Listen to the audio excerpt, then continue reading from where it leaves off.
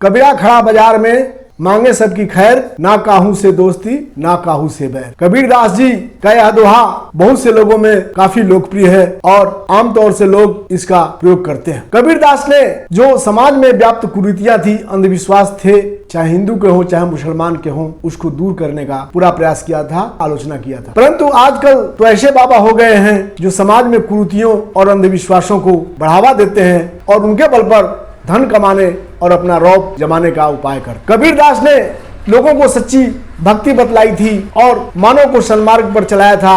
उनका उद्देश्य कभी भी धनार्जन नहीं था, वे जुलाहे का काम जीवन भर करते रहे। परंतु आजकल के बाबा तो अपने शिष्यों के बल पर ऐशो आराम करते, गाड़ियों में घूमते, फौज रखते, कमांडो रखते, ना जाने क्या क्या करते हैं। कबीरदास ने कभी भी अपने को ईश्वर का अवतार नहीं बताया और अपने को साधारण मानव माना, हरि का भक्त माना।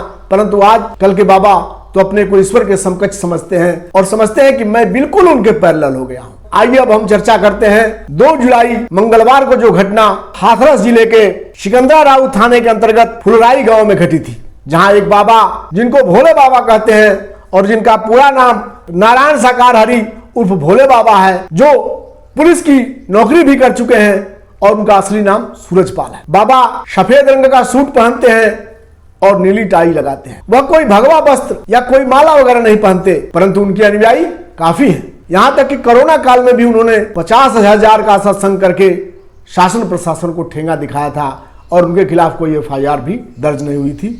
यह है उनका रुतबा। अब बात करते हैं 2 जुलाई सन 2024 में जो घटना घटी है। बाबा एक सत्संग करते हैं, उसमें उत्तर प्रदेश, राजस्थान, हरियाणा के लगभग 50,000 लोग इकट्ठा करते हैं। सत्संग समाप्त होता है।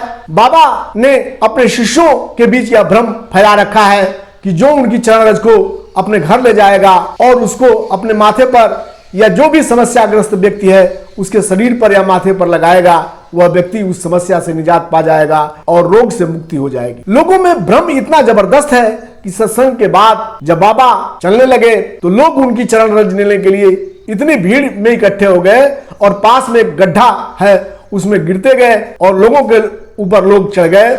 इस प्रकार लगभग 125 लोगों की मौत हुई। अब देखिए लोग कितने अंधविश्वासी हैं।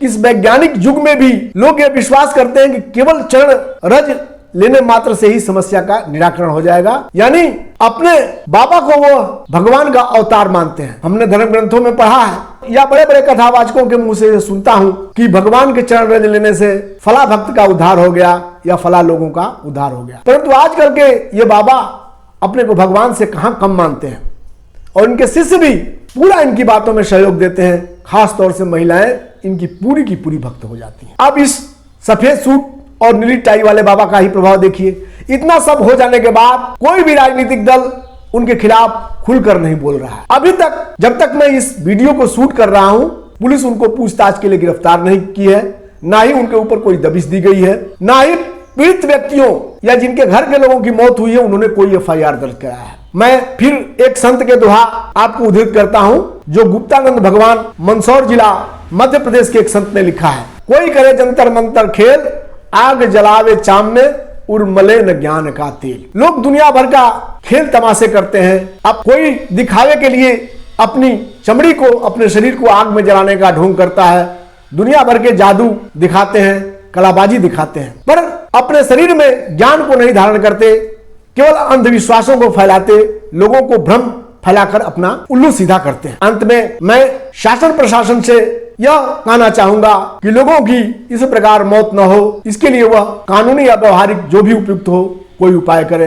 और समाज में लोगों से भी आग्रह करूंगा कि केवल आप दलित बाबा या ऐसा बाबा जो हमारे समाज का हो उसको देखकर और उसके लल्लो चोपो बातों और चिकनी चुपड़ी बातों में ना आवे, वास्तविक और हकीकत को समझें। इन सब बातों को समझने के लिए आपको अंधविश्वासों से दूर जाना होगा और कबीर जैसे संतों, महापुरुषों जो कि हिंदू मुसलमान से परे है, उनकी बातों में जाकर आपको सत्य को ढूंढना होगा और अपने विवेक से भी काम लेना होगा। अन्यथा इस समाज में नीली टाई और सफेद सूट वाले बाबा सूरजपाल जैसे लोग ना जाने कितने लोगों की मौत कराते रहेंगे और कितने लोगों को भटकाते रहेंगे।